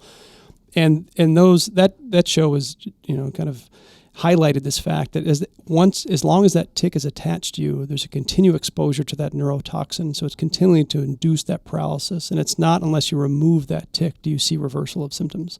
And again, it's not a bacteria, it's not a virus, it's not a parasite. It's inherent within that tick. So it's born of the tick and not something else they picked up. And then, I guess as that so if you unplug the tick and then it all goes away, or some of it stays, or you're no longer getting it. Yeah, so the stuff. The studies I've looked at, you usually get good neurologic recovery for an individual. Okay. The reversal, I think in that again, this is poor medicine of me, but in that House episode, she's being wheeled up to another floor. They're going to do some big invasive testing on her, and House gets on the elevator and locks the doors and searches her head to toe and pulls a tick off, and she gasps and starts breathing. It's not like that. It'd be wonderful. It's like that. That would be. He saved me. But they got to condense it down. But the principle of it is similar in that the fact that once you remove that inciting neurotoxin, that you can then start to get neural recovery in those individuals. Interesting. Hey, speaking of removing ticks, that's something that people. It's a good segue. It's not like you can't just go and be like, there's a tick that's embedded in and just rip it out. Right. How does one go about that? Doing it properly. So you're exactly right. There should be some care that's taken within it. It's not an overly complicated science. I know an individual as an ER doctor up north who it would just kind of drive him nuts because he'd get people that would call an ambulance because they had a tick attached and get an ambulance taken to the hospital to have a tick removal. And he would always bring up these stories as a way to say kind of a misunderstanding of it. But it is something that, you do want to do correctly. Because as you pointed out, if you go and say, boy, I'm just going to grab this tick and I'm just going to pull it right off, the worry you have, and I guess to understand that a little bit, let me just back up for one moment. So let's just stick with Lyme disease. The way that Borrelia, so you that little bacteria, the way it works, it sits in the gut of the tick. And so when the tick attaches to you and starts taking this blood bath, and it's using its salivary glands to produce saliva with this cocktail of things just so that you keep bleeding, so that you don't feel it and so forth, like we just talked about. It's not until that Borrelia migrates up into those salivary glands did you actually get that inoculation of Borrelia and then thus lead to Lyme disease. And that typically, if you look at the studies, is 48 hours of tick attachment. That's why if you get the ticks off early, you can prevent in and of itself getting even a potential of getting Lyme disease. Okay. So because it sits in the gut, so you can imagine if you go to pull a tick off and you go and you squeeze it, the idea or the principle behind is you go to squeeze it, all you've done is kind of squeeze out the contents of that tick into you. Right, so it's attached to you, and you go squeeze it. You're squeezing out contents of tick gut. A turkey baster, you just Right in, and just squeeze it right in. Oops. So the idea then, that's right. So the idea being you want to really grab the tick right, and tweezers is the simplest way to do it. Get a set of tweezers and grab really close to the skin, right at kind of the head parts, and then very gently pull out. Mm-hmm. Okay. As simple as that. Right. And that's kind of like I've had to do it a handful of times, and it's kind of like you're pulling on it, and your skin is stretching with it, and like you said, because you want to try and get that head too, right? Well, so yes and no. So there's some degree that I think we all don't want any tick parts stuck left in us, right? Right. Just understandably, but really the idea is to get it just as best detached as you possibly can. You can potentially cause more harm than good if you start digging out little pieces. Okay. But if you get the vast majority of that tick out, you're going to be good to go. Again, because it's going to lose ability to function. If you're thinking about just Lyme disease, it's unlikely then to continue to pass Lyme disease into you or anything along those lines. Okay. Yeah. And so you're going to effectively have killed it by removing that back half. But yeah, you want to in a nice slow fashion, you want to get it detached from you. No, I think because of that, a lot of people have come up with ways that, I've read countless ways where people are like, well, I came up with one way where you don't even need to pull it out. Right. You just put a dollop of XYZ on it. Exactly, yeah. Put some Vaseline on it, some essential oils on it, put some vanilla on it, put some, what, have you found? I've got a good, not a good story, but so. Pee on it? No. That's always the answer. On the multiple choice, like that's always the answer. Yeah. Jim, I stubbed my toe, pee on it. Mike Scobie, who we podcasted with the other day, we were turkey hunting back in our Washington days, and he got a tick stuck in his shoulder, and we didn't. This is back when this is really my first encounter with a tick, and it is. We'd been camping, not showering, it'd been in there for a couple days, and so we didn't know anything about it. But so you read all these things. So I'm like, well, we'll put because I think the last thing we wanted to do was pull it out and then leave contents of the tick or break it. We're so we'll do it one of these other ways. So we put a little Vaseline on it, watched it for a little while, did nothing.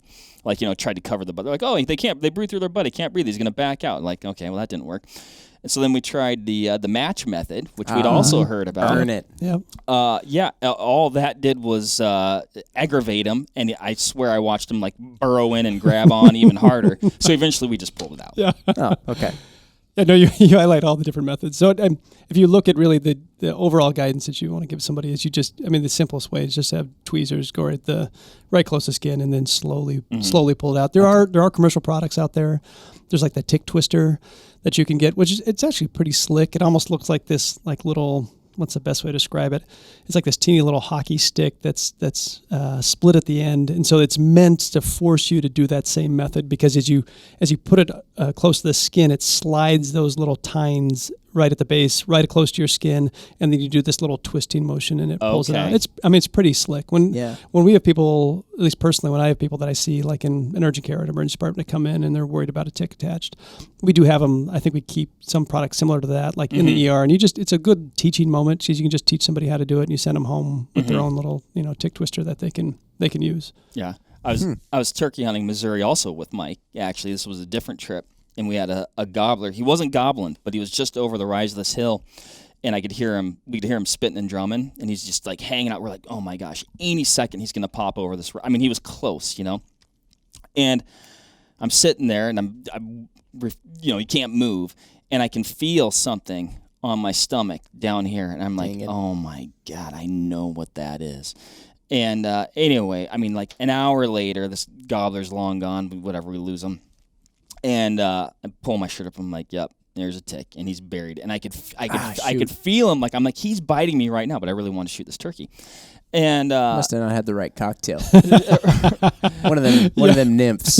And and so I look down. I'm like, well, he's buried, and we're down there visiting another guy. And again, this is one of my early encounters with ticks. Didn't know a whole lot about. I'm like, well, dude, this guy deals with ticks all the time. We were talking about ticks. He's an expert. I'm like, he's gonna be an expert at pulling this thing out. And again, because I'm afraid to pull it out, break it off, because that's what I'd heard. It's if you break the head off, then you're gonna get an infection or something like that. So anyway, I hunt the rest of the day, Jim, with my little partner, just buried in my stomach, and I'm like, hey, I got a tick. You got any expert of, how do you, and he goes, yeah, you just pull it out. Think. And I'm like, well, I could have done that about 4 hours ago, but. And he probably turkey basted all this bad stuff. Hopefully not. I do like the turkey based. That's a I solid. was just using one the other day for some reason. So it's as you do, yeah. firmly in my memory. Not an item that gets broke out that often, actually. When you're messing around with brake fluid sometimes. Fair enough. Okay. So. Turkey baster. But, yeah. Sometimes those little buggers, though, sometimes they'll wait a while. Like, especially if you see them on dogs. Like, they gotta like, walk all over the dog before they bite in. I don't know why. Like, they're searching for just the right spot. I've heard that they do that. What are they doing? I've heard they're looking for a mate. I've heard what the heck's going on when they're looking for like a terminus. So like they're looking for like an end spot. So when they like the like edge of clothing. Yeah, they really like that because they'll walk along and then they kind of turn a corner on your socks or underwear line, pant line, or up in the armpit. Dogs, they get in the groin and ears because they're getting up to a skin fold and they just kind of attach themselves. It's a sneaky spot. Right, exactly. Totally adaptive. Right, if they can find a spot where they can just they're planning on moving in for 2 to 3 days. Right, this isn't just like be out in the open. Right, this isn't just like an overnight hotel party. This is something where they're going to be like, well, I got to behave myself for a couple days because I want to be here. Yeah, and I think and we're going back to like symptom of like that bullseye rash. It's like, okay, well maybe 80% of people present that, right? But if that thing is in a hard to see spot, you may have had it and might not even see it, I'd imagine. Right, or like you said, you're out, say you're out hunting, backcountry for 2-3 days. There's all kinds of rashes you're going to come home with, and you're going to think not a lot of them, right? Yeah. Especially as a non-painful rash, it's going to be something like, who knows? Maybe I got in something. Yeah. And then you're just going to kind of move on with your day as long as nothing else. Yeah. Yeah. So, we're talking, folds of skin. I mean, there's a lot of wild places that a tick can end up. So don't, if you are examining yourself, don't just go for like the old, I took my shirt off and there wasn't one on my chest. It's like, well, yeah. Yeah, you got to dig deep. Yeah. Be thorough. Yep. Use a mirror. Yeah. Don't be modest. Be thorough. I agree. Yeah. Don't use Eric Barber. He's just not a good go-to guy. Huh? Eric and I were. I think we told the story on the podcast before, but we were bear hunting in Idaho, and we'd got done for the day, and we're all friends here. We're in bear camp. I'm like, I was getting undressed. I think I was just in my boxers at the time or something. I'm like, hey Eric, a little help here. Give me a little tick check before I put my other clothes on. And he goes, yeah, you're all clear. I'm like, okay, cool. I'm like, well, I'll do this myself as well. It's good to have redundancies built in, Jim, particularly if you have Eric checking for ticks, because I'm like, oh yeah, there's one. I think I found like 4. I'm like, Eric, what the hell? How did you not even see these? He goes, well, I don't have my glasses on. I'm like, well, just tell me that then. Oh, you wanted me to actually check? Oh yeah. And I think a couple of those might have been buried too, actually, the little bastards. Really? Now, when you're out there, are you getting like different kinds of ticks with different kinds of diseases? Because I know that's something we were also thinking of hitting on a little bit here. Because like Lyme from deer ticks is the one that's on everybody's mind. I know, especially here. But then we hear about Lone Star ticks. Are those the ones that make people allergic to red meat? Yeah, you got it. Yeah. And then. Was there another kind of tick, or was there just another? There's the Rocky Mountain spotted fever. I mean, you got deer ticks, wood. I mean, you got a bunch listed here. Yeah, I gave you guys a bunch. Ticks. Yeah, the wood tick is one you're going to think about in terms of Rocky Mountain spotted fever, or that Rhizocephalus sanguine is the other one, which is a little less common that I mentioned to you early on about that down the Southwest when they had that outbreak. Of Rocky Mountain spotted fever. Got it. Yeah, I am infinitely curious about the one that makes you allergic to red meat, though. That is a fascinating. Totally fascinating story.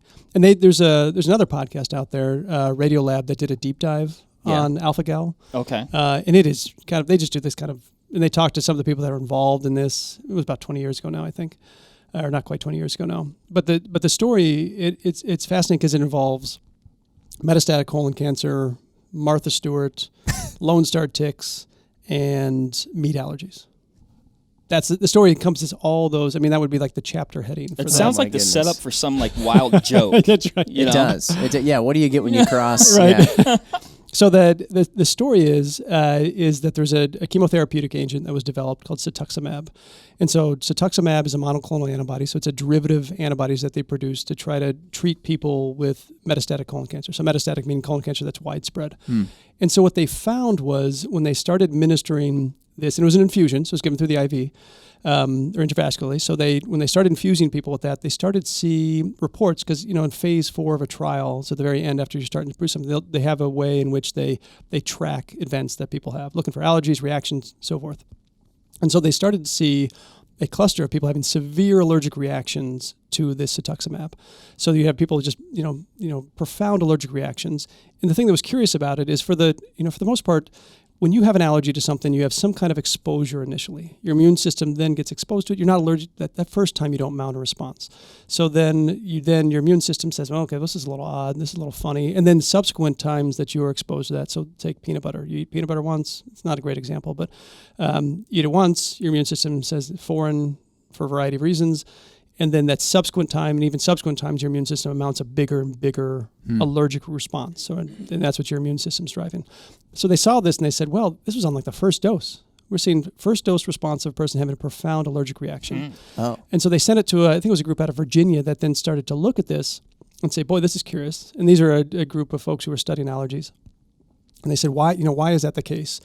One is that was the thing that was unusual. The second thing that was unusual, it was in a distribution that was basically from, it was like Oklahoma all the way to the mid-Atlantic. It was just this band where they saw, these are where we're seeing all these cases of a severe allergic reaction. The rest of the country is really not seeing much, but we're seeing this, again, clusters drives a person to say why. That was the same for Lyme arthritis. That was the same with that weird collection or that unusual collection of Rocky Mountain spotted fever. So the same thing, they said, boy, this doesn't make sense. So they then start to study to say why is that the case? And so they looked at it and started to understand that there was a portion of that antibody that was within this cetuximab or in this medication that was binding or reacting to these mast cells. These are cells that really play a big role in how we have an allergic response. And they said, well, it's this alpha gal. It's this it's galactose 1,3 alpha galactose. It's a place that has kind of a receptor to that's driving all this. This alpha gal. It seems to be the connection between the two. Sounds like a planet. Alpha gal, I hardly know her. And at the same time, there's somebody in the lab, as I've heard this story, that was working there, and they said, well, why is this? Why are we seeing this weird band? And this very astute person, and this is like the reason why it's nice to know a little bit of everything, the astute person says, boy, it really seems to fit that same distribution where we see Rocky Mountain spotted fever. Like it seems to cluster around the same time. And so they took a great scientific and imaginative leap and said, boy, is it tick exposure that's driving this. Concurrent with that, they were also having folks that were adults that had eaten meat their whole life, mounting really kind of significant allergic responses to meat, and they were starting to see those clusters around, really finding them in that same band. And so then from that, then they were able to then go back and derive back and look at that Lone Star tick, realize what is happening. Again, this is a moment where I'm going to contradict myself. What is happening is that these ticks will go bite some kind of mammalian, so some kind of mammal, non-human mammal, which has within it this alpha gal, this particular polysaccharide. It's a sugar. And then when a person gets bitten by that tick, even though I said tick saliva has immunosuppression, it gets introduced through the skin, and so that all of a sudden the immune system says this was foreign, thus this alpha gal must be foreign as well. So then the next time that person, or the subsequent times that person's to eat, again, it's non-primate mammalian food, just say beef, for example, then all of a sudden that alpha gal, that galactose 1,3 alpha galactose, hits their gut. The immune system had just been primed and ready to say, this ain't good. Yeah. And then they mount a big immune response to it. And it happened in a delayed fashion in those folks because the time of transit get through the gut versus through the IV with the cetuximab. Okay. And the reason it's associated with Martha Stewart, because I know that's the question you're begging to ask, is that because it gets clicks. if Martha Stewart's in your headline. Well, in fact, you remember insider trading with Martha Stewart when she ended up in prison for 6 months? That was actually related to that cetuximab. So that was that pharmaceutical company and that product. So that's how it all ties back in together. And so there's continuing an ongoing study to understand this alpha gal reaction and allergies. To say, they're seeing some waning that they get with folks. They're trying to figure other treatment modalities and understanding that. But it was kind of a cool confluence of interesting things that all kind of brought this to bear to understand it. I mean, ticks are already my worst nightmare. Then you get They just one got that worse. causes one with an gosh, allergy to red meat. I mean, Yeah. yeah. That's I also, you're talking about clicks. I'm already writing the copy, Jim. You're never gonna believe what Charlie says about Martha Stewart at 1 hour 22 minutes. Yeah. I tell you, like, one of the weirdest things that I find every time I listen to, I got I think 2 sisters-in-laws who were in some sort of medical field, and talking to you yourself and other doctors, it's like you guys go to schooling and all this stuff. You have all this experience, and you learn all this stuff about how the human body works and how it reacts to certain things. And it's like, then you got guys like us over here who have never gone to a single minute of medical school, but somehow we get medical doctor. We get bit by something, or something happens to our body, and our body knows what to do to react to it. And that's just the difference of like your subconscious versus your conscious self. And I mean, if I get the common cold, I don't know the first thing about how to. I mean, I know you take like Tylenol, you drink water, you get some rest. Like, that's all conscious stuff. But your body's actually fixing it or attacking it or doing stuff, and it baffles me how. Then I'd go to the doctor and they'd be like, well, what's wrong? I'd be like, I don't know. And they're like, well, clearly your body's fighting it right now. So something in your body knows what's wrong. It's like your brain is somehow your self that speaks and is conscious doesn't know at all. It's weird. Yeah, that innate immune system is just fascinating. Very much so. Wild stuff. That was somewhat mildly related to ticks there, but that was my aside. No, it's all good stuff. I do want to, we're talking about a variety of ticks, variety of tick illnesses.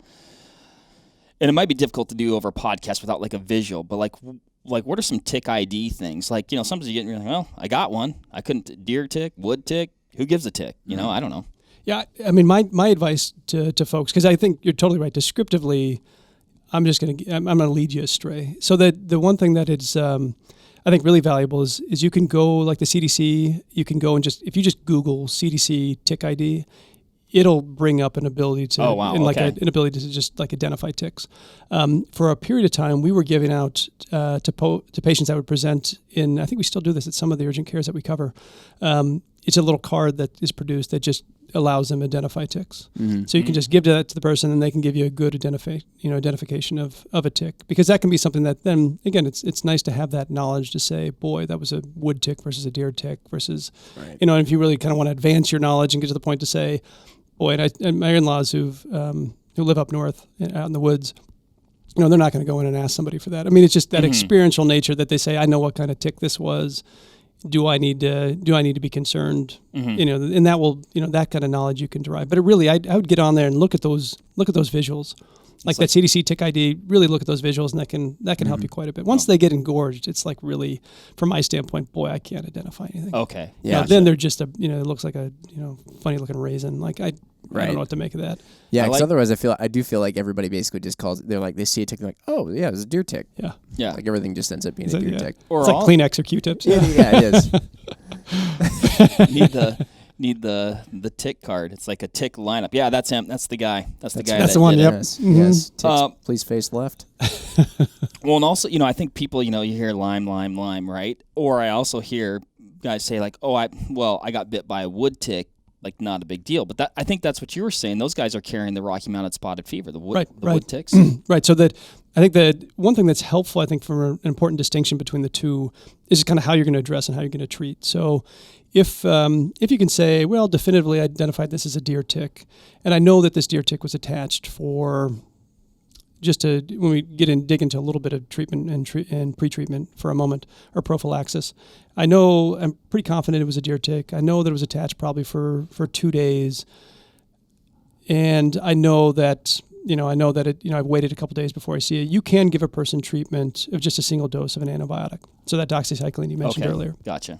So that can certainly be helpful, because then it kind of drives that ability to prophylactically treat somebody, or drives kind of concerns or things you should look for. But you're totally right. I mean, the thing with the wood tick, right? You identify it, but especially if it's been engorged for a period of time that's been on you, it's just going to confer a risk that you really can't modify at this point. So you just know, well, I got to look for if I start having symptoms. If I start having symptoms, then that's good data to bring to that clinician that you see. So, boy, this was the tick that I saw, and then you start having symptoms, high fever or rash, when you think about Rocky Mountain spotted fever. boy, that is good knowledge to bring with you at that point that you're going to, you choose to be evaluated. The other question that comes up often is, can I just send the tick in to be, can I just send it to be, tested for Lyme disease or other diseases, or excuse me, Borrelia or other bacteria? Because you think about, well, analogy would be, I found a bat in my house. I decided tried to remove it. It bit me in the hand. I still have the bat. I'm going to send it in and have its necropsied, and someone's going to open up its brain and figure out if it's got rabies, right? So that you really, with tick disease, you kind of get yourself. It takes to find somebody who's going to actually test a tick and go in and see if it has, positive for Borrelia is going to be hard to do. 2, it's a time-consuming process. So by the time that you've gotten to that, it's really kind of cat's out of the bag. Plus the diagnostics and the ability to test for these more remote diseases or uncommon diseases, it's just not there. So you really just don't have the capacity to do that. I mean, it would be a nice world if you had a tick attached for a long period of time, send it in and say, oh, that one had, that had the causative agent for Rocky Mountain spotted fever, rickettsia. You should go on some kind of treatment, or something should happen to keep you from actually, developing disease. Mm-hmm. We're not even, we're nowhere near that as being in reality. So really, that your ability to ID it can have some ability to determine what's going to happen to you down the road, and your ability, and certainly on the clinical side, it's nice to have that ability to know exactly what it was. Yeah. Now, I think my last one that I'd ask is just tick prevention. I'm wondering, there's physical things that you can do that I know I've heard of. I mean, there's like the off deep woods, or there's permethrin, and then there's obviously like wearing long garments tucked into one another. I'm also curious if there's my dog, both my dogs actually just got Lyme shots. Is that a thing for humans? Oh, good question. So yeah, there's a couple ways to think about it. There's just a mechanical way of preventing ticks attaching, which you highlighted perfectly. Light colored clothing, so you can identify them easily, tucking your pants into your socks. Just doing tick checks, so make sure they don't kind of, mechanically or otherwise visually get attached to you. So that's great. There's we almost consider like a chemical prevention strategy. That'd be using permethrin on your clothes, as you mentioned. DEET, anything that's got DEET, that's a product that's got DEET 20 to 30% used on the skin, that's a good preventive agent. You alluded to essential oils. There's some people out there that are big advocates. I don't know that there's good data on that, but people like eucalyptus, I think, and cedar oil. There's a couple ones that people use as a preventative standpoint. They're not going to harm somebody. They may make some company a lot of money and not really, benefit them. But, I don't really have much I can speak to that. Is permethrin going to harm me, by the way? If you got to put it in your clothing. Okay. It's not something that you apply directly to yourself. Okay. But I have not seen any data or reports in terms of permethrin otherwise being harmful to folks especially when it's used in the clothing. Pretty much harmful to cats and fish, from what I've gathered. Yeah, there could be other data that's out there in the world. There could be some California restrictions on it. I don't know that, to be honest with you. Okay. I would say from a personal standpoint, I've used it, and it does seem to be very, very effective. Yeah, I totally agree with you. Yeah, I 100% agree with you. And then you think about what you're alluding to is is there a vaccine, right? Or is there any other kind of pharmaceutical or other treatment or preventative thing that you can use? There was a vaccine, or I should say there currently is a vaccine that got FDA approval in 1999 or thereabouts. It was taken off the market in 2002 just for lack of utility. The manufacturer just stopped making it. So that has not been abandoned at this point. There's I can't remember where it's out of, but currently they're in phase 2 or phase 3 trial of another vaccine to use, again, from a prevention standpoint. The other piece is they're studying, again, those monoclonal antibodies. So can you preemptively give somebody antibodies before they get an exposure that you can try to then, we saw this with COVID studies early on in the year to say, boy, high-risk people, like in that case, nursing homes, you give them this antibody, so that confers them a degree of protection. So that additionally is being tested. And then on this kind of whole other scale, there's prevention from a population or a large-scale standpoint. And that stuff is just kind of, fascinating, crazy. Release a crap load of possums on your property or something? That's strategy number 1. Yeah, possums and guinea hens. That's what I was gonna fact or fiction, myth or legend. What's going on with the possum? As far as I can understand, I think they're rather voracious eaters of ticks. Okay. I don't know. I've had them get into our chicken coop. I don't know that I'm a huge fan of the idea of trying to really cover myself in possums. Yeah, I'm or torn. My property. I'm torn. Cut all the trees, add possums. I agree. Your guinea hens, those are My in-laws will swear by guinea hens as being Yeah. a great consumer. Pete Schreier just has like chickens, which Chickens I've heard similar, but I don't know the numbers on that. Yeah, Pete Schreier says he has chickens that just roam his yard, even though I think I shouldn't even divulge where he lives because he said it's not. It's Might be against the some rules. ordinance. But they just roam his yard. He said they demolish the ticks. Oh. The whole possum I thing, can't call it. I think they eat turkey eggs too. So like I'm torn. Like you're eating ticks, good. Turkey eggs, bad. Yeah, kind of a win-lose. I don't know. I got to. I know we're going long here, but this whole thing is just like it's been phenomenally interesting. Send them. So one was I'm going to backtrack and go into some like those. I guess more long-term things that could happen to a person. You're talking about like the encephalopathy. Yeah, you got it. Encephalopathy. Okay. Nice word. I was almost there. Is that? Can you test for that? If somebody is like experienced, like, man, I feel like this, or this is what's going on, can you look at that and be like, oh yeah, that's what's going on here? I think it's like we talked about earlier, the testing can be, if you have a reasonable clinical suspicion that this is what is going on with the person is within kind of the neck of the woods of Lyme disease, sending Lyme testing can help kind of suss out that. The problem is that there's so many other things. So you really, I think it would be a fool's errand if someone was to show up and say, I've got cognitive slowing, I'm not feeling quite right, I just want a Lyme test. I think you're going to miss the boat in the potential of all the other processes that could be going on that could cause that. Is it reasonable to put that within the spectrum of the rest of a person's workup or evaluation for those kind of symptoms? Totally. Like I think it's totally reasonable, especially if they're in an area where they had potential exposures, or they, if they're living in an area that has really no disease, then it probably is not going to benefit you a lot. It would be really fascinating if you lived in an area with no disease, a person tested positive then for antibodies against Borrelia. That would be kind of just fascinating little piece of data to say, boy, wow, that person should not be antibody positive. So again, I'd say within the scope of a workup that a person's getting for a host of symptoms, it's a reasonable piece of evidence and data that you can get. But if one was to just really kind of hone in just on that and have super narrow vision, I think that it could be problematic and mislead you. Gotcha. Yeah, that's good. Yeah, I can see that. And my last one here is really just some things that you wrote down, and it's kind of like a fun fact here. But over 800 species of ticks in the world. We talked about like gross 3 or 4 here today.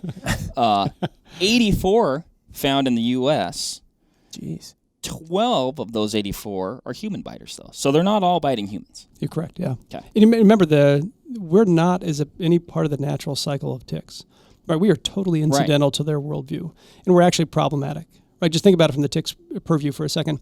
Tick bites you, gets attached. You go inside, it falls off in the carpet, gets vacuumed up, is dead in a carpet bag. Right? That's not helpful to it. We really wants to get picked up by deer, other medium-sized mammal, depending on what stage of life it's in, and then get dropped off in somewhere Stay that would outside. be exactly. Yeah, it wants to drop off someplace that then it can successfully reproduce itself. So humans, we're just not. I mean, we're not within their spectrum of what they want. We're just an unfortunate host. So Exactly. there's some of them though where they might end up on him and be like gross and jump off, or I would. that would be really nice. Whatever I can do to make myself I'm as not sure unappealing. I'm not sure they know that until they're vacuumed up in the. I'm just gonna carry around. I'm gonna carry around like a little sign that says, "I have a very clean house and we vacuum a lot." Yeah. An iRobot will eat you. Very interesting facts, though.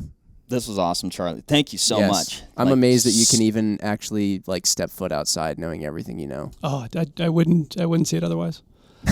No, spend time in the woods. No, that's just you just got to know what you're getting into. But I don't. This would not deter me one bit. I mean, it's worth being knowledgeable, worth knowing what you need to do to prevent it, and then what to do if you're starting getting signs or symptoms. But boy, I hope nobody takes away from this to stay out of the woods. Yeah. Unless it's my turkey spot. That's right. Yeah, fair enough. Yep. Don't go to Mark's spot. Awesome. Well, we will cap it at that, and then for all of our listeners out there, as usual, thanks for listening, and let us know. I mean, just comment below on YouTube or on Instagram, and just thoughts around ticks, what you're going to be looking for out there this spring or whenever you're out and about. And if you have any interesting, I'm curious to hear all that. There's so many different tales out there of things you can put on the butt of a tick that makes it back its way out. I would love to hear some real life, not just anecdotal from your grandma or something like you did it and it worked. I'm curious. I would follow that though with Jim with the advice we received today. Yeah, you should probably that's just going pull to it be out. the best practice for doing that. Yeah, you should probably just pull it out. Don't squeeze it. It's the easiest. But I am just genuinely curious. Yeah. Somebody was just like, I put sriracha on it, and the thing just jumped out. And PSA, keep these things in mind. Yes. Look around when you get done. You're tired from a day of turkey hunting or whatever you've been doing outside. Take the few seconds, look yourself over thoroughly. Possibly, if you have a good friend or somebody you trust, not Eric, have them assist you with the spots that might be a little bit harder to see, and stay tick-free. Yes. Charlie, it's been amazing. You've been an awesome guest on the podcast. So much information. Super cool. So thank you a ton. Yeah, no, thank you guys. Pleasure's mine. All right. Well, we'll see everybody on the next one. Bye, guys. Thanks, everybody. Bye. There you have it, folks. Thank you very much for listening. As usual, give this video a like if you liked it, comment something below, and give us a subscribe to the Vortex Nation podcast channel. It would mean a lot to us. Also, why don't you give us a follow over on Instagram while you're at it, at Vortex Nation Podcast. We'd love to hear from you over there, and we'll keep you updated with all kinds of cool photos and videos from our adventures that we do here. Otherwise, we will see you on the next one. Thank you again. Happy hunting and shooting, everybody. Have a good one.